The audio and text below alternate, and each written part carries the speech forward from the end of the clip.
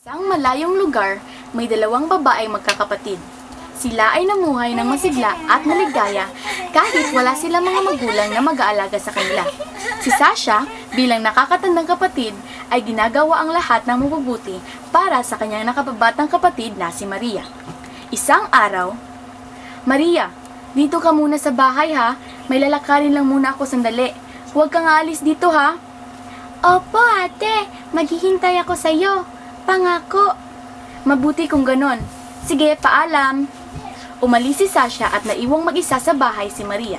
Ngunit, ito'y nainip at umalis ng bahay. Hay, naiinip na ako dito. Maglalaro lang muna ako sa kapitbahay. Dumating si Sasha sa kanilang bahay na wala si Maria. Si Sasha ay naghanap at makalipas ang ilang minuto, dumating na si Maria. Ano ba, Maria? Di ba sabi ko sa'yo na dito ka lang sa bahay? Ngunit anong ginawa mo? Sinuway mo ako at nangako ka sa akin.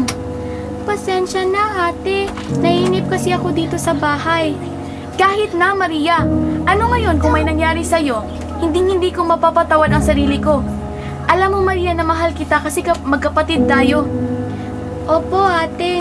Mahal din kita. Hindi na ito mauulit. Mula noon, hindi na muling sumuway si Maria sa anumang utos ng kanyang ate. At kung may lakad man ito, ay magpapaalam na ito sa kanya.